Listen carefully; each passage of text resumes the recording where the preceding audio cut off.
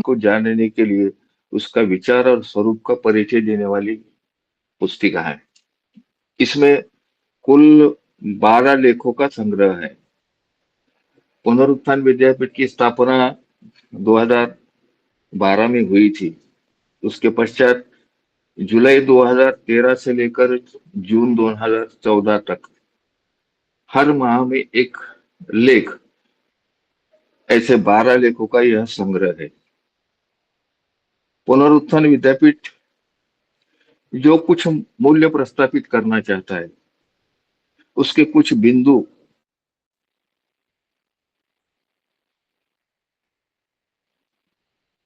समाज के सामने हम बोलते हैं तो समाज कहते हैं ये तो जमाने के अनुसार शिक्षा आप जो चल रहे हैं वो उसके अनुसार नहीं है। लेकिन जमाने के अनुसार चलना ये शिक्षा का काम नहीं है। जमाने ने कैसे चलना चाहिए यह बताना शिक्षा का काम है, ऐसी पुनरुत्थान विद्यापीठ की मान्यता है। और ये सारे विषय समाज में प्रस्तुत करने के लिए पांच तत्वों की योजना पुनरुत्थान विद्यापीठ में हुई है। हम सभी वो जानते कि नैमिषारण्य, लोकमत परिष्कार, कुटुंब शिक्षा, शिक्षक निर्माण और आखिर में गुरुकुल अथवा विद्यालय प्रारंभ का, ये पांचों तत्व की योजना का है। पुनरुत्थान के कार्य के बारे में समझना है तो पुनरुत्थान विद्यापीठ कार्य क्या करेगा? भारतीय जीवन दृष्टि के आधार पर शिक्षा का सूत्रपात करेगा।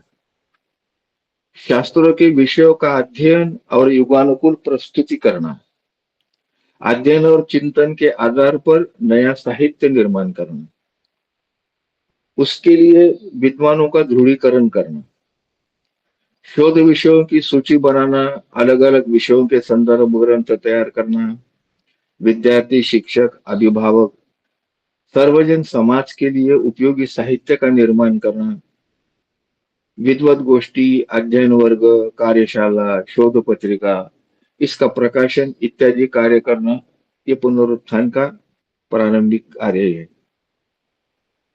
शिक्षा का प्रश्न केवल शिक्षा का नहीं होता, उसका संबंध समाज व्यवस्था के साथ, राज्य व्यवस्था के साथ, अर्थव्यवस्था के साथ संबंध तो अनिवार्य होता ही है।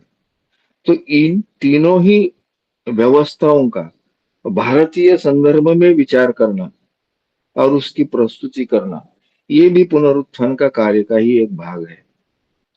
आज की शिक्षा संस्थाकरण हुई है, शिक्षा का संस्थाकरण हुआ है। तो इस वजह से जो परिणाम निकल कर आ रहे हैं कि शिक्षा प्रमाण पत्र के आधार पर हो रही है, अंकों के आधार पर उसकी परीक्षा का अंकन हो रहा है, और ये एक प्रक्रिया पूरी यांत्रिक बन गई है। और शिक्षा घर में होती है, ये तो इसका तो पूरा विस्मरण ही हुआ है। तो ये सारे विषय तो पहले तो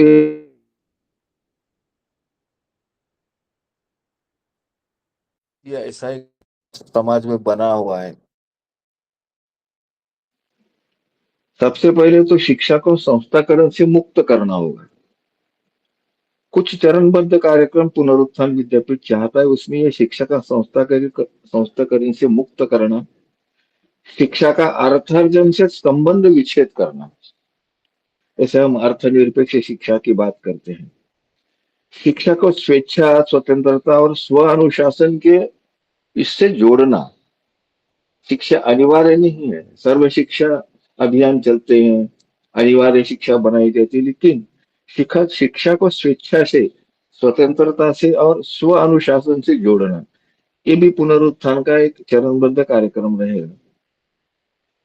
एक लेख में ये भी कहा है कि पुनरुत्थान विद्यापीठ कोई विद्यालय प्रारंभ नहीं कराएगा, ना चलाएगा, लेकिन जो चलाने वाले हैं उसको विद्यापीठ सहायता जरूर करेगा।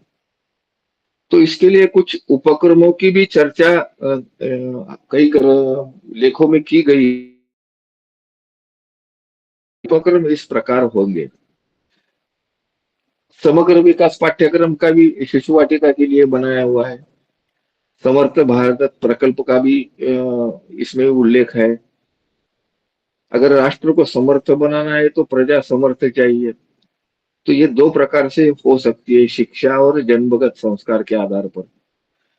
लेकिन जन्मगत संस्कार का स्थान तो घर है, और उसके वाहक तो माता पिता होते हैं, इसीलिए समर्थ माता पिता बनना चाहिए। इसका भी प्रबोधन, मार्गदर्शन, शिक्षण के समर्थ भारत प्रकल्प में होगा। शिशु वाटिका भी पाठ्यक्रम है, उसमें 3 से 5 वर्ष के बालकों के लिए ये पाठ्यक्रम बनाया हुआ है। समग्र शिक्षा पाठ्य समग्र विकास पाठ्यक्रम भी है, इसमें 1 से 8 वर्ष के छात्रों के लिए पाठ्यक्रम बना हुआ है। अगर समर्थ भारत बनाना है तो फिर समर्थ माता पिता बनने से पूर्व वधूवर चयन और विवाह संस्कार का भी मार्गदर्शन इसमें ये दो अभ्यासक्रमों के माध्यम से मिलेगा। और ज्ञान साधना वर्ग भी चलाए जाएंगे, उसके भी 4 क्षेत्र निश्चित किए हुए हैं। उस क्षेत्र के विषयों के आधार पर यह अध्ययन ज्ञान साधना वर्ग होंगे। श्रीमद् भगवत गीता, एकात्म मानव दर्शन, भारतीय शिक्षा के मूल तत्व, समग्र विकास प्रतिमान, ये 4 विषयों पर ज्ञान साधना वर्ग का आयोजन पुनरुत्थान विद्यापीठ के द्वारा होता रहा है, आगे भी होगा। वास्तविकता में पुनरुत्थान विद्यापीठ यह राष्ट्रीय शिक्षा का एक प्रयोग है। पुनरुत्थान विद्यापीठ शिक्षा की श्रुति बनाना चाहता है। जो भारतीय ज्ञान ग्रंथों में शिक्षा के संदर्भ में जो है, जो अपरिवर्तनीय तत्व है, उसे ही तो हम श्रुति कहते हैं।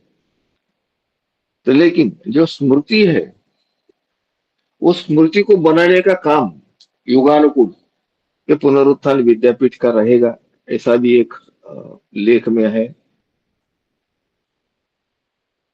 शिक्षा व्यवस्था का एक महत्वपूर्ण पहलू गृह शिक्षा का भी है।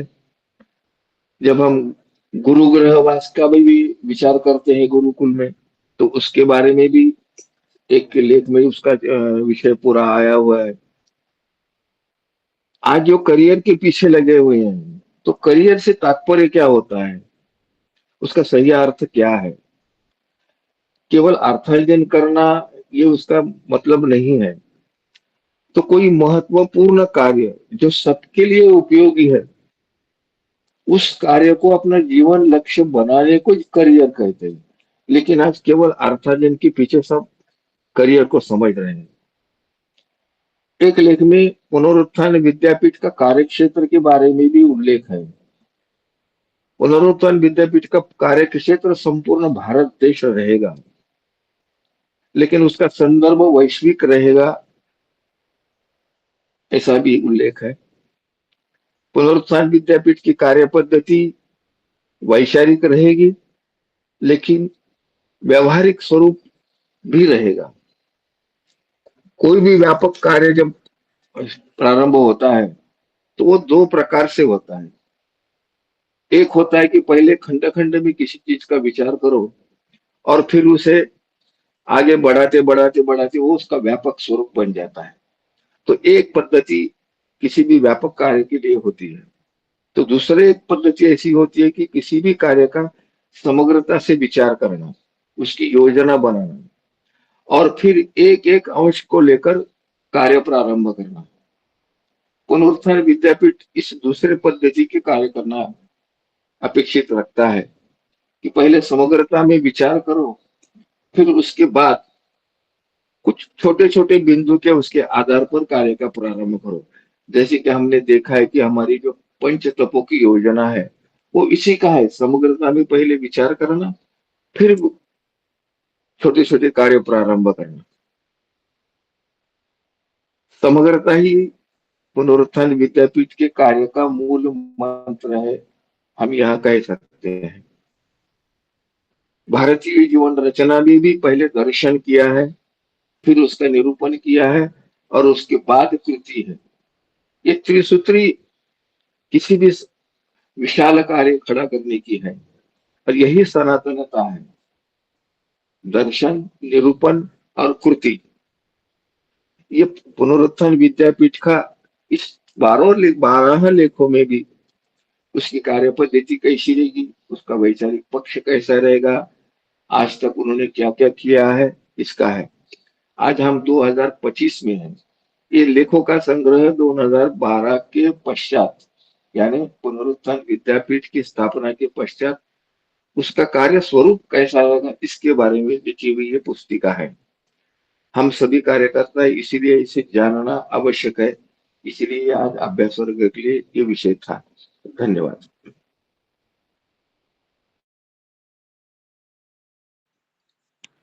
हाँ, ठीक तो मुझे तो आइए। हाँ ठीक है।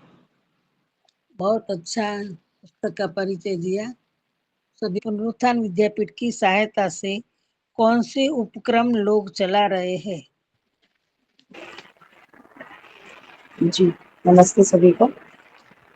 विद्यापीठ में जो आज उपक्रम चल रहे हैं वो आज की जो वर्तमान शिक्षा प्रणाली है उससे थोड़े अलग दिखते हैं हमको, क्योंकि विद्यापीठ की प्रक्रिया में भारतीय परंपरा अनुसार भारतीय परंपरा के अनुसार श्रेष्ठ विद्यापीठ को ऐसे बीच हमें दिखते हैं। आजीवन शिक्षा की दृष्टि से कुटुंब शिक्षा विभाग, विद्या केंद्र शिक्षा विभाग और लोक शिक्षा विभाग कार्य कर रहे हैं। लोक शिक्षा और कुटुंब शिक्षा के साथ श्रेष्ठ शिक्षक निर्माण पर भी कार्य चल रहा है। आचार्य अध्ययन योजना जिसका उदाहरण हम देख सकते हैं। विद्यापीठ द्वारा 2 पाठ्यक्रम चलाए जाते हैं। पहला है वर वधु चयन और विवाह संस्कार, दूसरा जिस जो यह बताता है कि आज जो समाज में विवाह को एक समझौता मान लिया गया है, तो हमारे भारतीय परंपरा अनुसार विवाह समझौता नहीं है, यह एकात्मता का संबंध है। इस पर विचार करते हैं ये पाठ्यक्रम। दूसरा पाठ्यक्रम है समग्र विकास। यह विद्या भारती गुजरात के 10 विद्यालयों में पढ़ाया जाता है और कक्षा 1 से 8 तक के बालक बालिकाओं के लिए यह पाठ्यक्रम है। अधिगमन शास्त्र एक पाठ्यक्रम है और इसका मार्गदर्शन करने के लिए समर्थ भारत केंद्र गुजरात में चलाए जाते हैं। विद्यापीठ द्वारा पुण्य भूमि भारत संस्कृति वाचनमाला की 100 पुस्तिकाएं प्रकाशित करी गई हैं, जिसमें 6 से 13 वर्ष के बालक बालिकाओं के हेतु वाचनमाला चलाई जाती है और कई केंद्रों पर यह चल भी रही है। शिक्षक निर्माण के विषय में 2 पुस्तिकाएं प्रकाशित हो रही हैं, शिक्षक के आचार्य में रूपांतरण की प्रक्रिया और राष्ट्रीयता, राष्ट्रीय शिक्षा और राष्ट्र दर्शन। विद्यापीठ में शोध विभाग द्वारा अर्धवार्षिक पत्रिका चिट्ठी प्रकाशित करी जाती है और मूलगामी विषय को लेकर 2 दिवस की विद्वत गोष्ठी का आयोजन भी हर वर्ष किया जा रहा है। अध्ययनशील और जिज्ञासुओं के लिए ज्ञान साधना वर्ग के माध्यम से भारतीयता की सही सोच रखने वाले लोगों को एकत्रीकरण करके और जोड़ा जाता है। लोक शिक्षा की दृष्टि से विपुल मात्रा में साहित्य का प्रकाशन किया जा रहा है, जिसमें एक है धर्म शिक्षा, शास्त्र शिक्षा। दूसरी है माता पिता की शिक्षा के रूप में भूमिका। और इसके अलावा समाज में समस्या क्या है यह समझने के लिए चिंतन सत्र चल रहे हैं। शिक्षा योजना द्वारा अर्थनिरपेक्ष शिक्षा की बात समाज तक पहुंचाई जा रही है और केंद्रों पर अलग अलग रूप से वर्ग, गोष्ठी, कार्यशाला इत्यादि चल रहे हैं। विद्यापीठ की प्रेरणा से कई गुरुकुल भी चल रहे हैं। जी, मेरी बात पूरी। एक बात और जोड़ूं क्या मैं हसुमती बहन? हसुमती बहन, हाँ, जोड़िए ताई। हाँ, मैं कह रही हूँ पुनरुत्थान विद्यापीठ द्वारा पितामही उप विद्यापीठ भी चलाया जा रहा है, जो अभी 8 मार्च को जिसका स्थापना हुई थी। जी,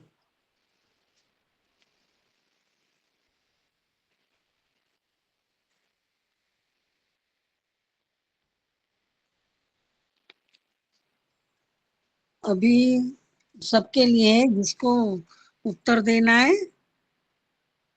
वो अपना हैंड राइज कर सकते हैं। शिक्षा का सीधा संबंध किन किन व्यवस्था से जुड़ा हुआ है?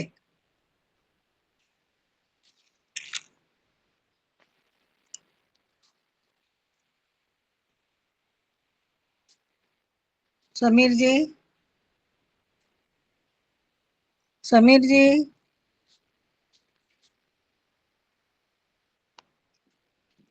हरिओम, आवाज आ रही है? जी ताई। हाँ, समीर भाई, आपको आवाज आ रही है?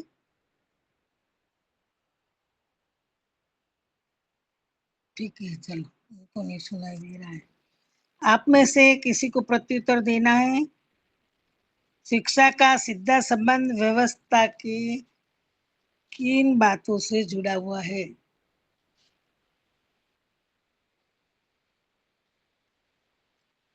नियति ताई, नियति ताई,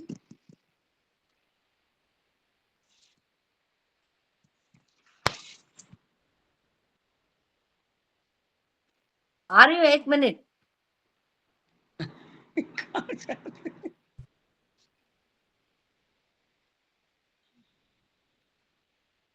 ताई, कहाँ चली गई आप?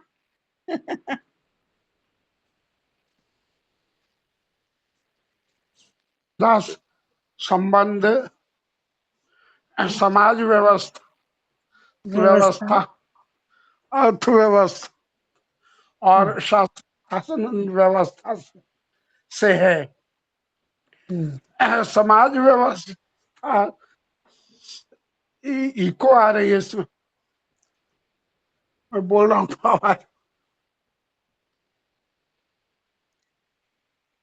सही उत्तर है समाज व्यवस्था, राज्य व्यवस्था और अर्थव्यवस्था से सीधा संबंध है। सीधा संबंध है जी। दूसरा प्रश्न है, ज्ञान का विश्वकोश किस ग्रंथ को कहा जाता है?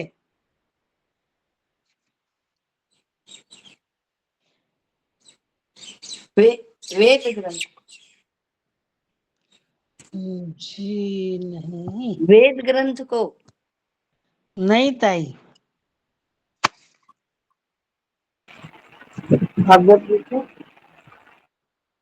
नहीं। और क्या कोई प्रश्न है? सवाल? महाभारत। हाँ जी, हाँ, सही है। आगे, आज भी जहाँ से ज्ञान का प्रतिपादन किया जाता है, ऐसे मंच को क्या कहा जाता है? व्यासपीठ। व्यासपीठ। भारतवर्ष के सभी सन्यासी संप्रदायों के आदि पुरुष कौन है? शंकराचार्य। किन शंकराचार्य। हाँ, सही है। किन किन बातों की मूल्य पैसों में नहीं आके जाते हैं? विद्या, अन्न, औषधि। सेवा परिचर्या। नहीं,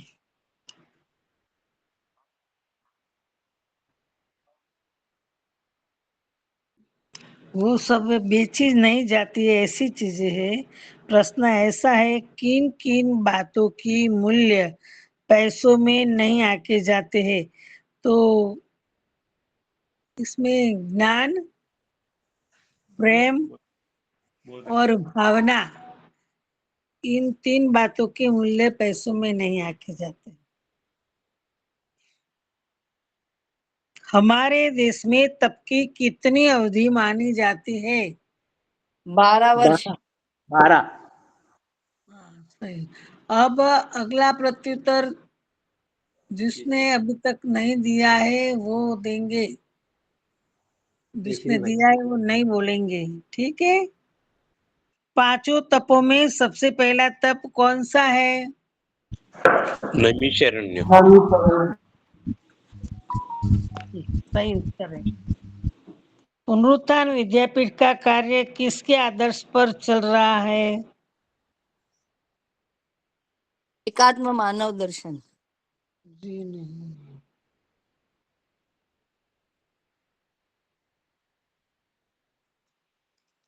वेद व्यास जी सर्व उपनिषदों का सार किसमें है?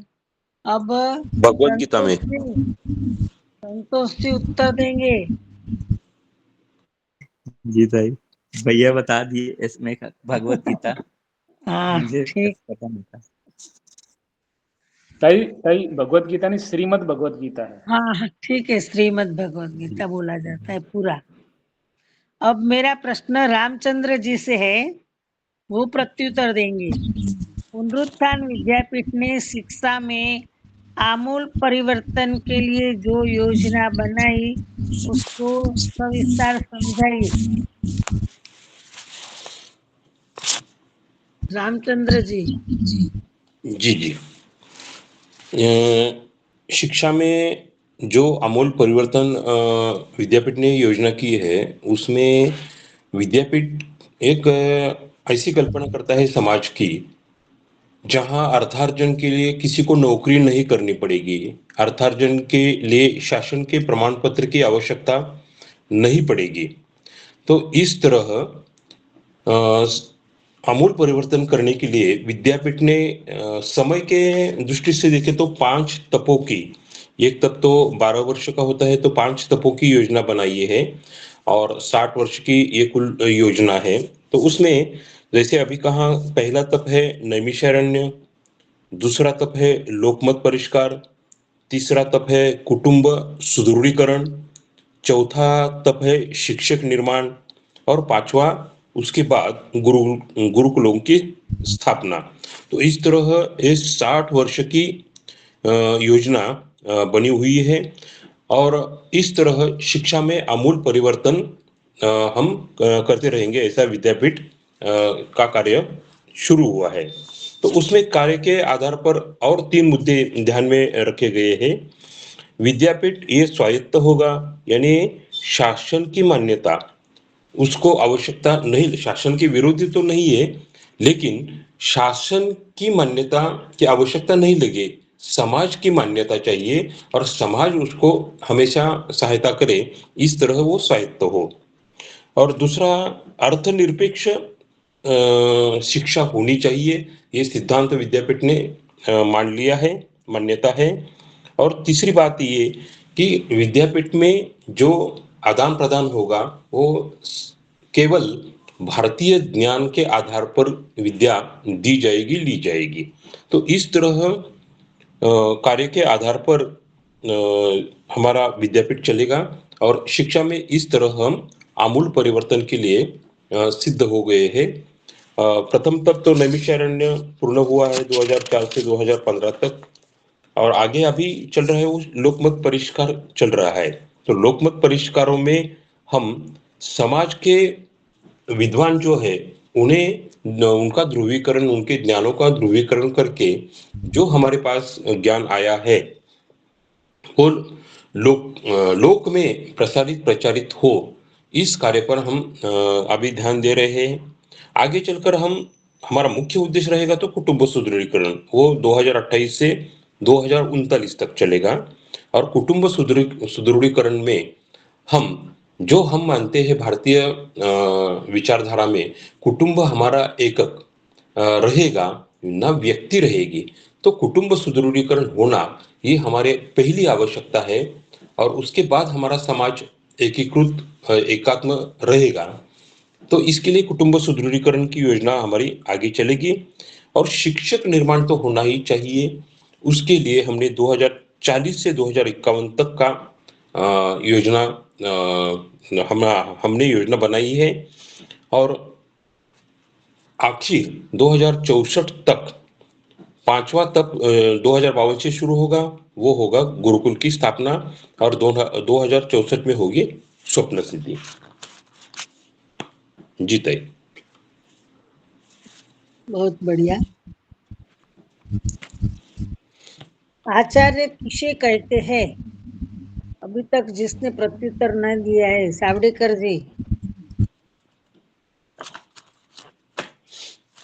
जो ज्ञान को अपने आचरण में लाकर दूसरों को सिखाते उन्हें आचार्य कहते हैं।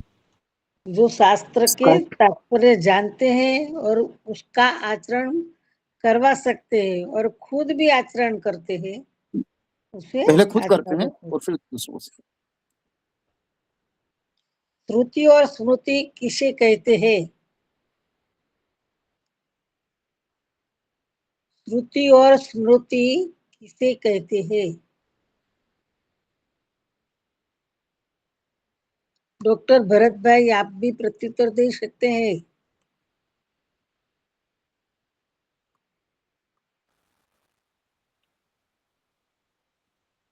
प्रकाश जी ने बोलिए। नहीं मालूम मुझको। और किसी को प्रत्युत्तर देना है? हमारा ग्रंथों का नाम भी श्रुति और स्मृति है। प्रकाश जी ने भी इस बात का श्रुति उल्लेख किया। श्रुति उपनिषदों को भी कहा गया है। श्रुति का अर्थ है सुनना, और जो उपनिषद है उन्हें श्रुति ग्रंथ भी कहा जाता है। मैं उसका प्रत्युत्तर अपनी जो पुस्तिका में बताए उनके अनुसार देती हूँ। तो जो शाश्वत तत्व है उसे श्रुति कहते हैं, और जो परिवर्तनशील है उसे स्मृति कहते हैं।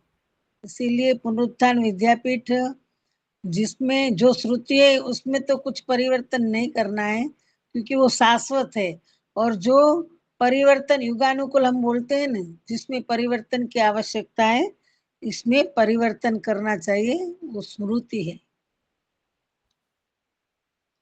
आगे का प्रश्न है, करियर का सही अर्थ क्या है? आजकल हम करियर करियर कर रहे हैं, तो सही में हमारी दृष्टि से, यानी कि भारतीय दृष्टि से, करियर किसे कहते हैं? बोझ ढोने वाले को। किसको? बोझ ढोने वाले को। कैरियर गाड़ी में लगा रहता है ना। नहीं हाँ सर, कैरियर जो लगा रहता है वही कैरियर इसमें बनाते हैं लोग, उसको अपने को बोझ ढोने लायक बनाते हैं, उसे कैरियर कहते हैं। डॉक्टर भरत भाई, बिल्कुल।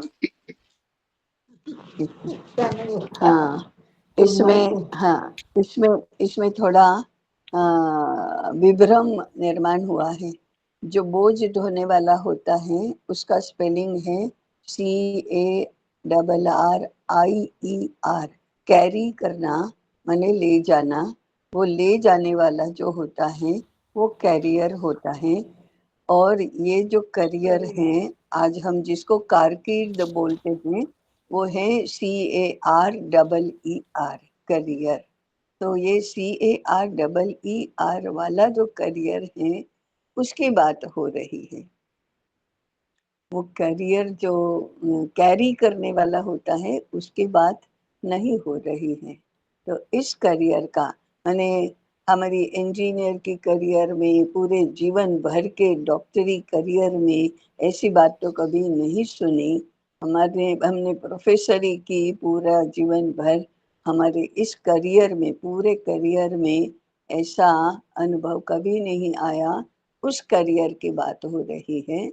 वह करियर लाइफ मिशन, जीवन में हमें केंद्रवर्ती मुख्य कार्य क्या कर रहे हैं उसको करियर कह रहे हैं। उसका भले ही हमने करोड़ों रुपये कमाए, लेकिन हमारा करियर क्या रहा? तो डॉक्टरी का। हमारा करियर क्या रहा? वकीली का। पैसे कमाए या नहीं कमाए इसके साथ इसका संबंध नहीं है। जीवन भर हम मुख्य कार्य क्या करते रहे हैं, कौन सा केंद्रवर्ती कार्य है जिसके आसपास बाकी सारी हम अपने जीवन की व्यवस्थाएं बनाते हैं, उसको करियर कहते हैं। आज कहते हैं ना, स्त्री करियर वुमन है, इसका मतलब घर से बाहर जाकर काम करती है। तो उस करियर की बात हो रही है। ताई जी, आपने जो बताया वो स्पेलिंग, उससे दोनों के उच्चारण में अंतर है। पहला वाला जो है बोझ ढोने वाला, वो कैरियर बोला जाता है। हाँ, दूसरे वाले को कैरियर कहते हैं। तो उच्चारण में अंतर है। हाँ, दोनों का, हाँ हाँ, हिंदी में करियर ही बोलते हैं, और वो कैरियर वाला भाव कभी एकदम याद ही नहीं आता कि अरे हाँ हाँ वो बोझ ढोने वाले की बात है। करियर शब्द इतना प्रचलित हो गया है अभी।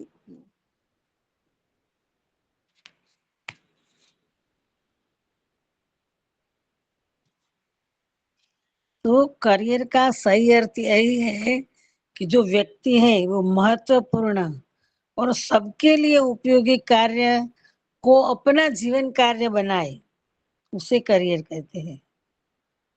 आजकल क्या है, महिला नौकरी मानती है, सही में तो उसका महत्वपूर्ण कार्य क्या है? परिवार संभालना, बच्चों को सही तरीके से संस्कार देके बड़ा करना, वो सब हम भूल गए हैं।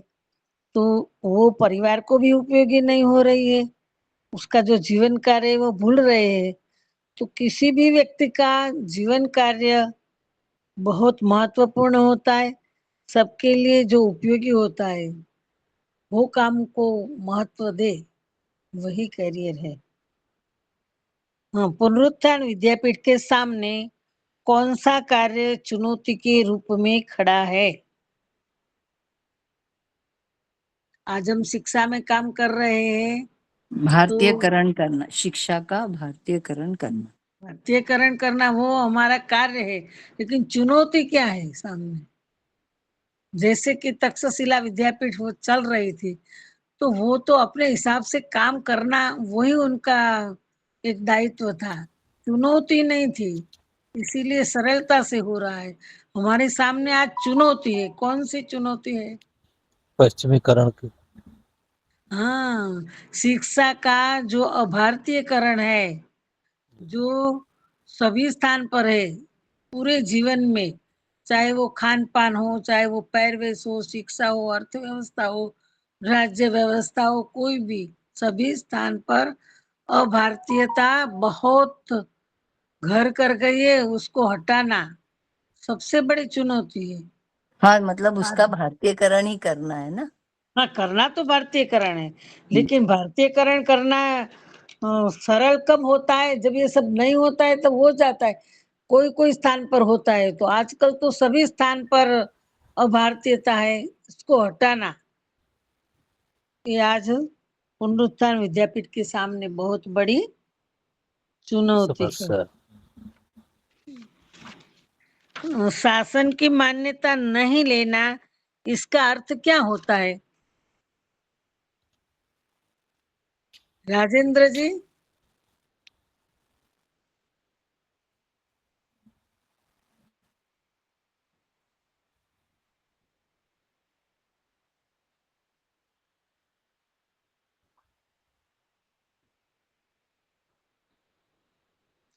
हाँ, समाज का दायित्व माने शासन की मान्यता नहीं लेना, माने शासन का विरोध नहीं है, लेकिन शिक्षा का दायित्व समाज का है, तो समाज ही उनका वहन करे।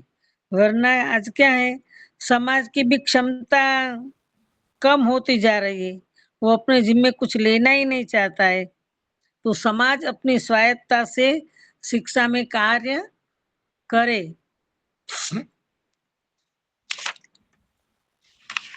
समाज को पंगु भी तो बना दिया गया है। कोई काम अपना कर लेता है तब हम अपना काम करने के बारे में सोचते ही नहीं, छोटा सा हो या बड़ा हो। सामाजिकता का बहुत ज्यादा विनाश भी हुआ है, व्यक्तिवाद की तरफ चला गया है समाज। अब मेरा प्रश्न केसरी जी से है, भारतीय शिक्षा की व्यवस्था गुरु गुरुवास की विस्तृत जानकारी दीजिए। जी नमस्ते ताई, आवाज आ रही है मेरी? हाँ, आ रही है। गुरु गृहवास माने यदि एक लाइन में देखें तो इसका अर्थ यह है कि जो छात्र है वो गुरु के घर में वास करेंगे, यानी कि उनके परिवार के सदस्य हैं। ठीक से देखें, ये शब्द कुछ शब्दों से मिलकर बना, इसमें गुरु है, गृह है और वास है।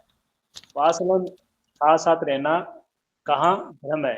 तो घर के जितने भी यानी कि परिवार के जो भी नियम है, यानी कि जो करने वाले काम है, जैसे स्वच्छता रखना, भोजन बनाना, भिन्न भिन्न प्रकार के सामग्री जुटाना, अतिथि सत्कार करना, पानी भरना, ये सभी काम जो एक परिवार में व्यवस्था के रूप में, पद्धति के रूप में चलते आए हैं, उनको करना, तो ये गुरु गृहवास है।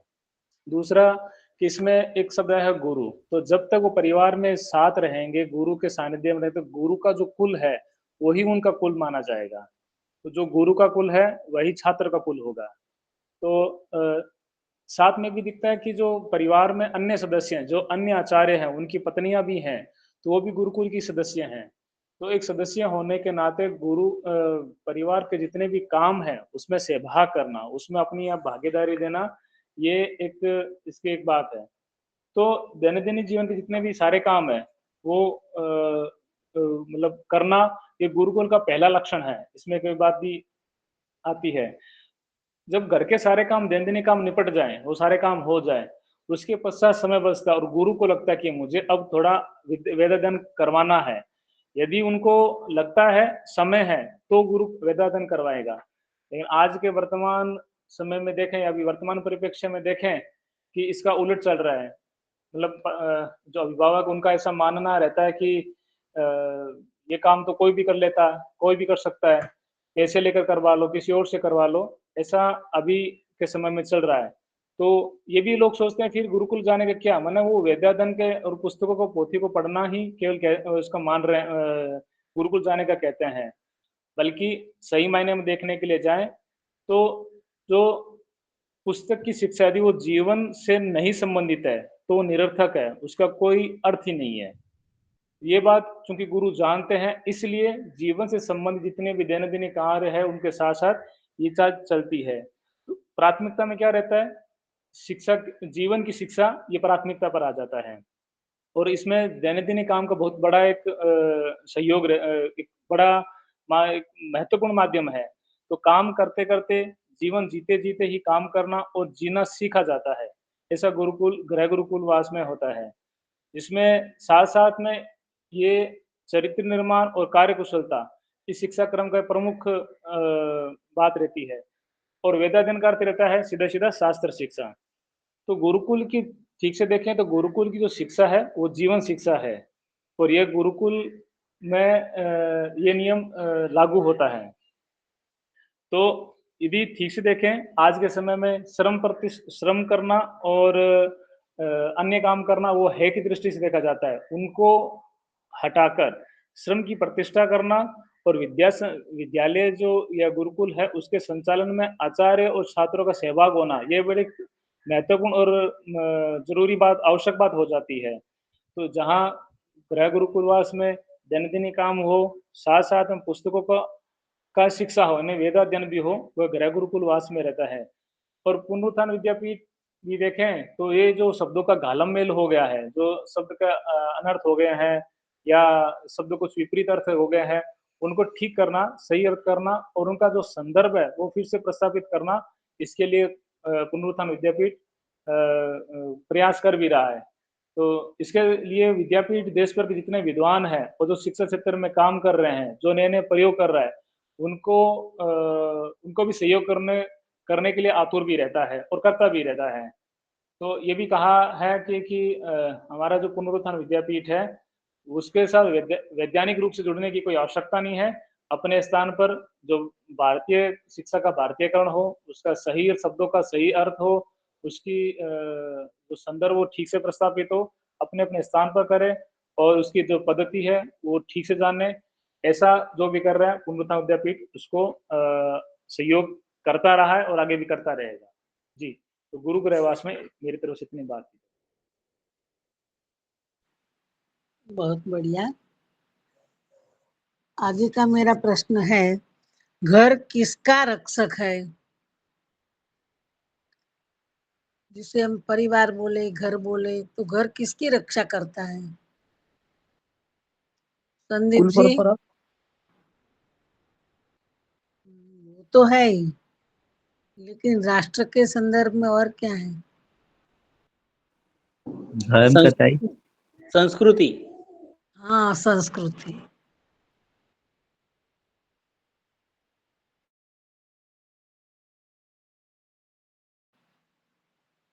अब आप सामने इस पुस्तिका का अध्ययन किया है, यहाँ भी कुछ प्रश्नों के उत्तर के माध्यम से हमने जानकारी प्राप्त की है। और भी किसी को कुछ जानने की जिज्ञासा है तो बता सकते हैं, पूछ भी सकते हैं।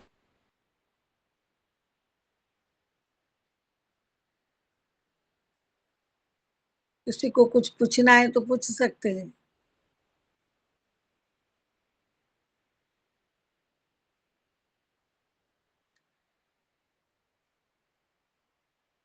बताना है तो भी बता सकते हैं। कुछ सूचन करना है कि इस 1 घंटे के वर्ग में इस प्रकार से कुछ किया जाए तो भी सही रहेगा तो बता भी सकते हैं।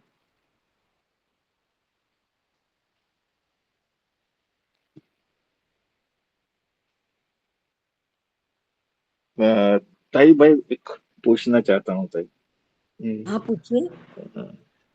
ये जो अभी गुरु ग्रह वास का जो विषय हुआ, तो हमारे भारतीय परंपरा में तो हम माता को प्रथम गुरु मानते हैं। माता प्रथमो गुरु पितृ द्वितीया। तो बालक का ज्यादा से ज्यादा घर में शिक्षा प्राप्त करना, इसका आशय ये भी हो सकता है ना कि गुरु तो माता प्रथम है, और जब शास्त्र शिक्षा में लेनी है तब गुरुकुल में जाना। गुरुकुल ये एक शिक्षा पद्धति का नाम था हमारे यहाँ। गुरु गृहवास का मतलब हो सकता है कि जैसे तक्षशिला था तो वहां पर रहने की व्यवस्था होती होगी, लेकिन गुरुकुल में जाकर रहना ये जैसे कि अभी केसरी जी ने कहा कि कुल परंपरा वो गुरु के कुल का होता है। तो अलग अलग विद्या के अलग अलग गुरु होते थे, तो वहां जाकर उसके कुल में शामिल होना ये ठीक है, लेकिन मूल रूप में गुरु गृहवास का मतलब घर भी तो हो सकता है ना। क्या ताई का जानना चाहता हूँ थोड़ा इसके बारे में। कौन बोल रहा है? प्रकाश जी। हाँ हाँ, बात तो ठीक है कि जहाँ शिक्षा प्राप्त करनी है वहाँ रहना, पूर्ण समय रहना, ये तो पहला माने स्वाभाविक नियम है ना कि आप वहीं जी रहे हैं, वहीं रह रहे हैं। तो ऐसा कहा कि माता प्रथमो गुरु, पहली गुरु माता है। तो माता से शिक्षा कैसे प्राप्त होती है? उसी गृह में रहकर ही होती है। तो जब तक वो माता गुरु रहती है तब तक गुरु गृहवास माने घर ही होता है। परंतु बाद में उसको शास्त्र का अध्ययन करना है, विभिन्न विद्याएं अर्जित करनी है। जैसे राजपुत्र हैं तो उसको शस्त्र विद्या, शास्त्र विद्या, शील आदि सब प्राप्त करना है। अब उसे केवल माता पर्याप्त नहीं है, उसको शास्त्र वेत्ता विद्वानों के पास जाना ही है। तो इसके लिए ये विद्वज्जन ये गुरुकुल चलाते हैं। शिक्षा पद्धति ही है, आप कह रहे हैं वो ठीक है। तो वहां जाकर रहना है, तो रहना है, गुरु उसमें वास करना है, ये महत्वपूर्ण है। भाई आप तो 16 घंटे 16 घंटे 18 घंटे माता के घर में रहेंगे और 6 घंटे जाकर गुरु के पास रहेंगे, ये तो गुरु गृहवास नहीं हुआ और ये गुरुकुल भी नहीं हुआ। इसलिए उसको अब 12 वर्ष तक गुरु के पास रहना है, इसको कहते हैं गुरु गृहवास। तो वहां भी शिक्षा के लिए ही वो रहता है। माता प्रथमो गुरु है, इसलिए जब तक माता गुरु थी तब तक माता के साथ ही 24 घंटे रहता था। अब वो अपने विद्या गुरु के पास रहता है, शास्त्र गुरु के पास रहता है। तो उसके पास 24 घंटे रहना, निरंतर 12 वर्ष रहना, ये विद्या अर्जन करने के लिए आवश्यक माना गया है। क्योंकि तभी 12 वर्षों में वेद वेदांग सभी दर्शन और विद्याएं आदि सभी की शिक्षा होगी, इसलिए वह गुरु गृहवास है।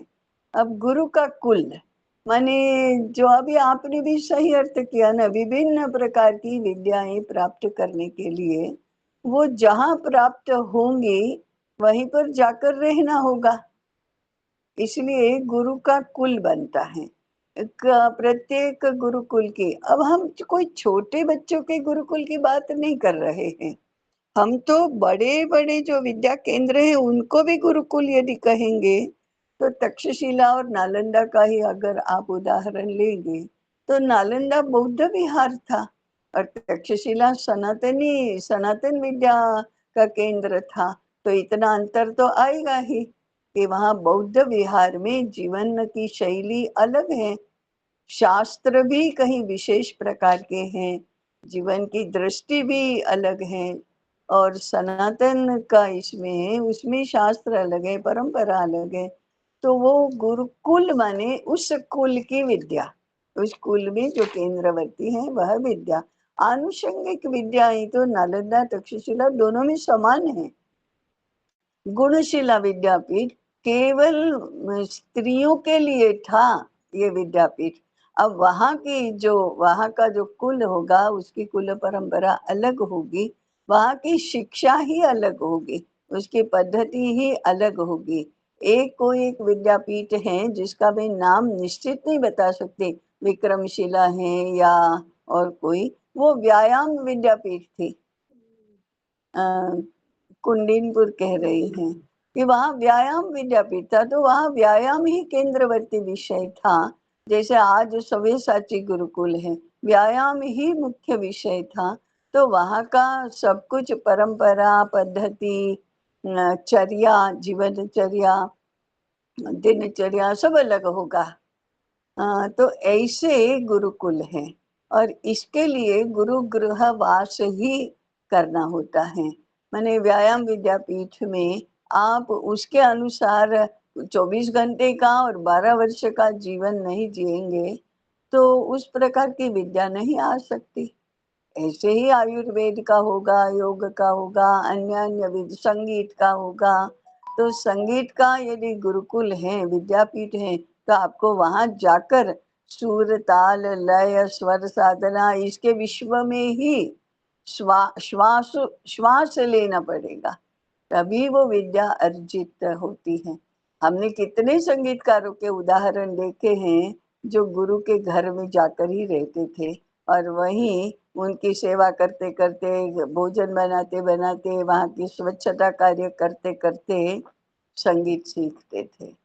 ऐसा इसका अर्थ होता है। ताई हाँ, एक कंफ्यूजन मेरा भी है हाँ, कि जैसे अभी एक प्रश्न था कि ज्ञान विश्व क्या ज्ञान का विश्वकोश महाकाव्य क्या कौन सा है प्रथम? महाकाव्य नहीं, महाभारत।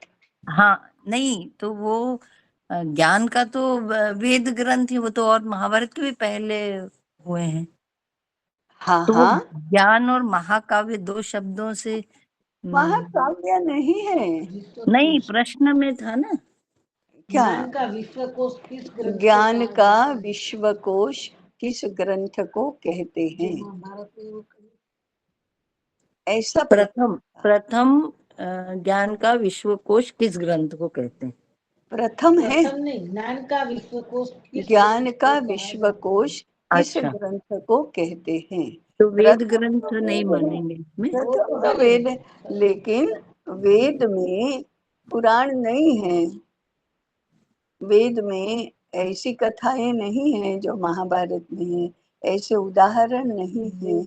वो तो श्रुति स्मृति सब का महाभारत, इसलिए महाभारत का वर्णन कैसे किया गया है? धर्मे चार्थे च कामे च मोक्षे च भरतर्षभ। हे श्रेष्ठ भरत, धर्म, अर्थ, काम और मोक्ष इन चारों पुरुषार्थों में यद इहास्ति तदन्यत्र, जो महाभारत में है वही सर्वत्र मिलेगा। यन्नेहास्ति न तत्क्वचित, और जो महाभारत में नहीं मिल रहा है वो विश्व में कहीं पर भी नहीं मिलेगा, इसलिए उसको विश्वकोश कहा। कि आपको कहीं पर भी और कहीं महाभारत में ढूंढ लो, आप उसके संदर्भ मिल जाएंगे, इसलिए उसको ज्ञान का विश्वकोश कहा। तो धर्म अर्थ काम मोक्ष ये ज्ञान का ही तो व्यावहारिक स्वरूप है, इसलिए उसको ज्ञान का विश्वकोश कहा है। अच्छा, ठीक। विश्वकोश अभी अनुवाद है किस शब्द का? एनसाइक्लोपीडिया। जी। अब किसी को कोई प्रश्न है? 2 मिनट है हमारे पास, तो अब ताई थोड़ी बात बताएंगे। ताई आप शुरू करो। अभी 2 ही मिनट हैं, तो 2 मिनट में एक प्रश्न मैं भी पूछ लूं। पुनरुत्थान विद्यापीठ की स्थापना का वर्ष कौन सा है? 2004। आज तो 2012 बताया गया। जुलाई 2000। 2012 के लिए जुलाई कहना पड़ता है। 2004 और 2012 इसमें क्या अंतर है? 8 वर्ष का, बताओ। 8 वर्ष का। वो टेक्निकल वो है। हाँ हाँ। और ये 2012 में 12 में उसको ट्रस्ट की स्थापना हुई थी और विद्यापीठ की स्थापना 2012 में, 2004 में ट्रस्ट की स्थापना। वो ट्रस्ट था और ये विद्यापीठ। हाँ हाँ, हाँ 2004 में पुनरुत्थान ट्रस्ट की स्थापना हुई, 2012 में पुनरुत्थान विद्यापीठ की रचना हुई। तो हम हमेशा क्यों कहते हैं कि विद्यापीठ की 60 वर्षों की योजना है? वो 2004 से 16 तक का एक तप था, 16 से 28 वर्ष का दूसरा तप है। ऐसा क्यों कहते हैं? फिर टेक्निकली इनकरेक्ट कहाँ है और टेक्निकली करेक्ट क्या है? फिर ये वो जो योजना है वो टेक्निकली करेक्ट है कि 2004 से हुई। तो हमें टेक्निकली करेक्ट होना चाहिए या रियली करेक्ट होना चाहिए? रियली। तो फिर तो 2012 हुई, क्योंकि वो स्थापना और रचना का अंतर भी समझ के लेना होगा, तब ये शायद बेहतर समझ में आए। बताओ ना फिर। हाँ, समझ में आता है तो बताओ ना। मेरे जिज्ञासा है। 2004 से लेकर 2012 तक ये अमूर्त रूप में आपके मन में थी। प्रत्येक 2012 में आप कुलपति डिक्लेयर नहीं बनी वो टेक्निकली इनकरेक्ट। नहीं कुलपति नहीं बने, लेकिन 2004 में स्थापना हुई पुनरुत्थान प्रकाशन ट्रस्ट की स्थापना हुई। हाँ, स्थापना हुई। तो हमारी योजना में जो गड़बड़ है, ट्रस्ट के अंतर्गत पुनरुत्थान विद्यापीठ की रचना, इसीलिए हम 2004 से पकड़ते होंगे ताई, लेकिन वास्तविकता में तो योजना में प्रकाशन हो रहा है ना, इसलिए 2004। तो 2005 में हुआ पहला। नहीं, मतलब वो प्रकाशन ट्रस्ट के अंडर होता है ना, तो हाँ, 2004 होता है। अभी भी कौन विद्यापीठ तो प्रकाशन नहीं करता है, वो तो प्रकाशन सेवा ट्रस्ट करता है। तो वो टेक्निकली और रियली वाली बात सही है। तो हमको टेक्निकली जाना चाहिए या रियली में जाना चाहिए? दोनों में जाना चाहिए। देखो, ऐसे गोल गोल उत्तर देकर आप किसी को ये नहीं कर सकते कि आप उसके पीछे नहीं घुमा सकते। हाँ, वो कहाँ गए? वो क्या किसका सावडेकर जी क्या कह रहे थे? रचना और स्थापना में क्या अंतर है? हाँ। वो समझा तो फिर ये समझ में आ जाएगा। समझाइए ना फिर। नहीं, मेरे लिए जिज्ञासा है ताई, वो विस्तार से समझ में आएगा तो ये ज्यादा स्पष्ट हो जाएगा। ऐसा मैं पूछना जिज्ञासा है, बहुत अच्छा। कि मुझे ऐसा लगा कि वो वहां पर है, उसका अर्थ छिपा हुआ। यहाँ सब लोग जानते हैं, इसलिए एनालॉजी माने दूसरे ऐसे उदाहरण से क्या हम समझ सकते हैं? राष्ट्रीय स्वयंसेवक संघ की स्थापना कब हुई? 25 में। 1925 1925 में विजयादशमी को, है ना? विजयदशमी। हाँ, राष्ट्रीय स्वयंसेवक संघ कहेंगे हम इसको, ये कब तय हुआ? नहीं, कई संघ की स्थापना शब्द प्रयोग नहीं करते थे, तो प्रारंभ हुआ ऐसा कहते हैं। था ही नहीं तो। प्रारंभ हुआ, हाँ प्रारंभ इवॉल्व हुआ है, हाँ, इवॉल्व हुआ है, इवॉल्व हुआ है। तो प्रारंभ हुआ, हम यदि विजयादशमी 1925 को कहते हैं तो उस समय तो राष्ट्रीय स्वयंसेवक संघ नहीं था, नहीं था। वो नहीं था, संकल्पना, उस समय संकल्पना हुई, वो भी नहीं थी, नहीं राष्ट्रीय वो भी नहीं स्वयंसेवक थी, संघ की नहीं थी, पर नहीं थी, संगठन, बस नहीं थी, संगठन। कुछ नहीं था, कुछ नहीं था। तो इसलिए मैंने कहा कि अमूर्त रूप में आपके स्मरण में था 2004 में। उसका प्रकटीकरण धीरे धीरे हुआ। हाँ, आत्म तत्व के रूप में ही था, उसका काम संकल्प अभी नहीं जागृत हुआ था। Progressive unfoldment. नहीं, वो डॉक्टर साहब की आत्मा में था संघ, तो अभी जमीन पर उतरने के लिए समय लगने वाला था। हाँ, तो ऐसा ही देखो, जो कोई भी साहिब प्रणाम ताई। हाँ, किसी भी बच्चे का नामकरण कब होता है? नामकरण कभी 6 महीने का होता है, तब कभी 12वें दिन होता है, कभी 2 वर्ष में, कभी तो कोई ऐसे होते हैं कि विद्यालय में नाम दर्ज करना होता है तभी उसका नामकरण होता है, नहीं तब तक तो बंटू और चिंटू ऐसा ही कहते रहते हैं। तो अगर वो 6+ में विद्यालय में प्रवेश करता है तब उसका नामकरण हुआ, तो हम ये कहेंगे कि अशोक का जन्म इस दिन हुआ? नहीं कहेंगे, जिस दिन हुआ उसी दिन कहेंगे ना, उस समय उसका नाम ही नहीं था, लेकिन वो तो था, वो तो था, नाम नहीं था। नाम वो 2 वर्ष का हुआ, 5 वर्ष का हुआ तब हुआ, 12 दिन का हुआ तब हुआ, तो नामकरण भले ही तब हुआ, लेकिन उसका जन्म तो, उसका वास्तव में जिस दिन जन्म हुआ, जिस पल जन्म हुआ, उससे आयुष्य गिना जाता है ना, उससे उसका जन्म हुआ कहा जाता है। पुनरुत्थान विद्यापीठ 2012 में पुनरुत्थान ट्रस्ट को पुनरुत्थान विद्यापीठ के रूप में रूपांतरित किया गया, तब तक वो टेक्निकली पुनरुत्थान ट्रस्ट ही था। इसलिए ऐसा नहीं कह सकते कि पुनरुत्थान ट्रस्ट की स्थापना 2004 में हुई और विद्यापीठ की स्थापना 2012 में हुई, ऐसा नहीं है। वो विद्यापीठ ही था, परंतु उसका नामकरण होने में इतने 8 वर्ष लग गए, ऐसा हम कह सकते हैं।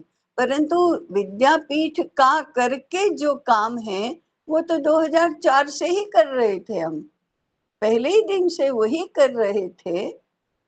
इसलिए पुनरुत्थान विद्यापीठ की स्थापना 2004 में हुई, उस समय उसका नाम पुनरुत्थान ट्रस्ट था। 2012 में उसका नामकरण पुनरुत्थान विद्यापीठ कायदे से हो गया। अब ये पुनरुत्थान ट्रस्ट दोबारा संचालित नहीं है, आज भी नहीं है। पुनरुत्थान विद्यापीठ की व्यवस्थापकीय और आर्थिक व्यवस्था करने के लिए पुनरुत्थान ट्रस्ट है। वो पुनरुत्थान विद्यापीठ का आर्थिक विभाग है। पुनरुत्थान ट्रस्ट द्वारा संचालित पुनरुत्थान विद्यापीठ नहीं है। ये हमारी कल्पना में स्पष्ट होना चाहिए। कहीं पर भी आपने पुनरुत्थान ट्रस्ट द्वारा संचालित पुनरुत्थान विद्यापीठ ऐसा कहीं पर भी न पढ़ा होगा, न देखा होगा, न सुना होगा। वो ट्रस्ट द्वारा, देखो देश भर में विद्यालय विद्यापीठ ये सारे किसी न किसी ट्रस्ट के द्वारा या सरकार के विभाग द्वारा संचालित होते हैं। इसलिए हमको ये लगता है कि पुनरुत्थान ट्रस्ट के द्वारा संचालित पुनरुत्थान विद्यापीठ है, ऐसा नहीं है। स्वायत्त रचना किसको कहते हैं? पुनरुत्थान विद्यापीठ का आर्थिक विभाग पुनरुत्थान ट्रस्ट है। पुनरुत्थान विद्यापीठ का प्रकाशन विभाग पुनरुत्थान प्रकाशन सेवा ट्रस्ट है। वो प्रकाशन करने का काम वो करता है, अर्थव्यवस्था का काम ट्रस्ट करता है, बल्कि दोनों ही करते हैं कहो तो भी कोई उसमें हानि नहीं है। तो विद्यापीठ के विभिन्न आयामों के लिए विभिन्न विभिन्न रचनाएं हुई हैं। अब ट्रस्ट को तो सरकार में रजिस्टर होना पड़ेगा, इसलिए दोनों ही ट्रस्ट रजिस्टर्ड है चैरिटी कमिश्नर के इसमें, और अर्थव्यवस्था ऐसे ही चलेगी, प्रकाशन की व्यवस्था वैसे ही चलेगी, इसलिए वो वैसे ही चलती है। परंतु पुनरुत्थान विद्यापीठ कोई रजिस्टर्ड नहीं है, इसलिए वो स्वायत्त है, सर्वार्थ में स्वायत्त है। इसको हमें अपने मन में भी स्पष्ट करना है और सुनने वालों के मन में भी स्पष्ट करना है। कभी कभी मैं परिचय सुनती हूँ ना, मेरा परिचय ऐसे पुनरुत्थान ट्रस्ट की स्थापना हुई तब से वे उसके ट्रस्टी हैं, फिर पुनरुत्थान विद्यापीठ ने ट्रस्ट की स्थापना हुई तब से, और फिर वो संयोजक, मंत्री, अध्यक्ष और कुलपति। ऐसा नहीं है, ये तो सारी घालमेल है, दो तीन बातों की एक साथ घालमेल हो गई है, ऐसा है। तो हमें भी स्पष्ट समझना है कि नामकरण भले ही 12 में हुआ हो, उसका वास्तविक कार्य 2004 से ही शुरू हुआ है।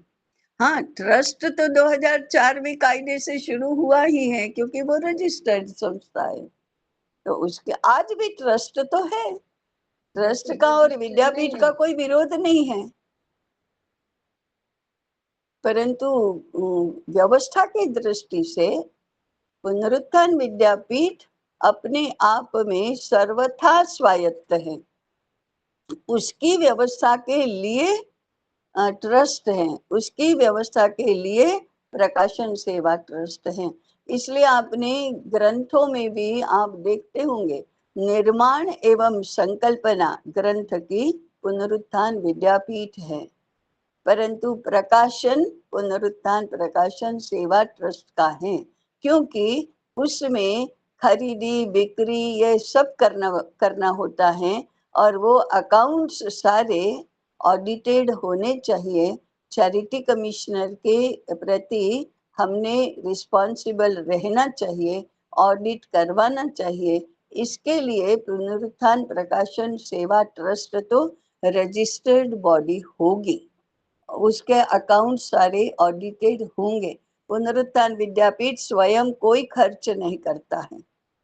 पुनरुत्थान विद्यापीठ के लिए खर्च करने वाली बॉडी पुनरुत्थान ट्रस्ट है, वो करता है।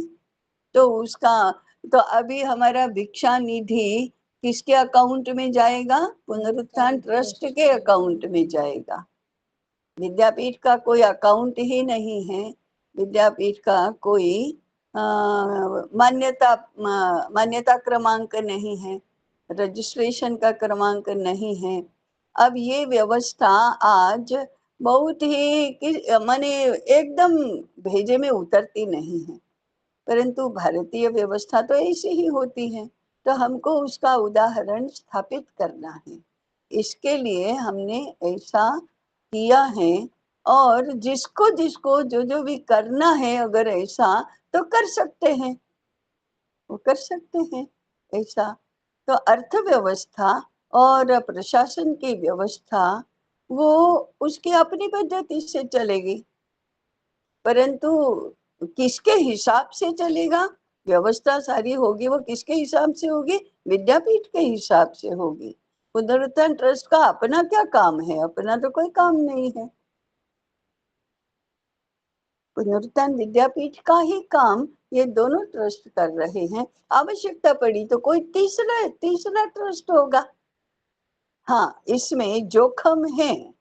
पुनरुत्थान ट्रस्ट के लोग विद्यापीठ को कभी भी कह सकते हैं निकलो यहाँ से, ये तुम्हारा नहीं है, ये कह सकते हैं।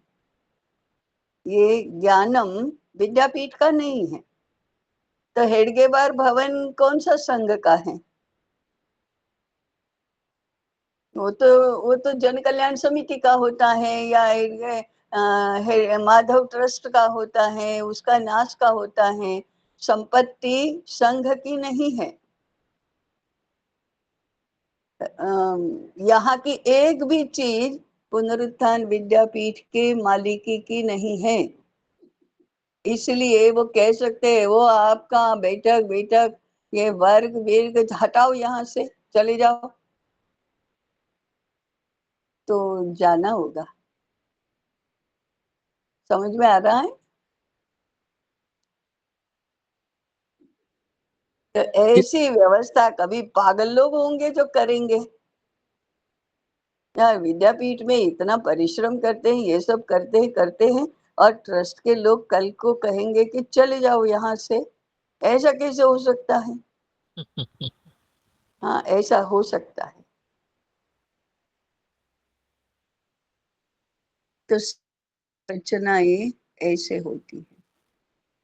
ऐसी स्वायत्त रचना कायदे से चलना संभव नहीं है। ऐसे तो जिस घर में बालक जन्म लेते हैं उनको कभी भी माँ बाप कहेंगे ना, चले जाओ, ये घर तुम्हारा थोड़े है, तुमको हमने जन्म दिया तो क्या हो गया, ये घर मेरे नाम पर है और हमारा है, चले जाओ। वृद्ध माता पिता को कहेंगे ना, चले जाओ, ये घर हमारा है, कहते भी हैं, कहते भी हैं। तो हजारों वर्ष तक ऐसा हुआ नहीं है। क्यों नहीं हुआ?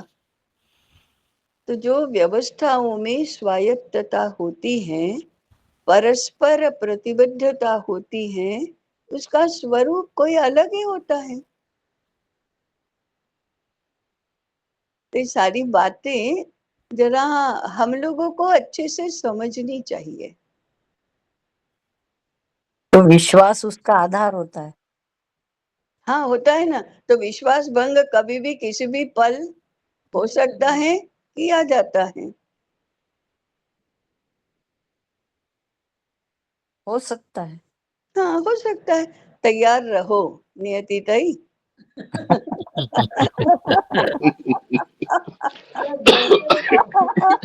अरे वृद्ध पिता को सब कथाकार और धर्माचार्य भी सलाह देते हैं ना, ये अपने नाम पर कुछ रखो, कोई पुत्रों का भरोसा करने की आवश्यकता नहीं है, अपने नाम पर रखो तो तुमको कोई पूछेगा। तो ऐसे उदाहरण भी व्यवहार में दिखाई देते हैं। इसलिए वो आश्वस्त रहते हैं जब तक अपने पास कुछ है, नहीं तो फिर आश्रित रहो। ऐसा ही होता है। फिर आश्रित है तो आश्रित की तरह रहो। ये सारे जो दुनियादारी के व्यवहार होते हैं वो तो ऐसे चलते हैं। जो इस दुनियादारी की व्यवस्था को बदलना चाहता है उसको कई रिस्क भी लेने पड़ते हैं। आप जरा इस बात पर विचार करिए। धीरे धीरे उसमें से कैसे सुलझना होता है वो भी देखेंगे। ठीक है, तो पूर्ण करते हैं। ये 2 मिनट ऐसे ही होते हैं।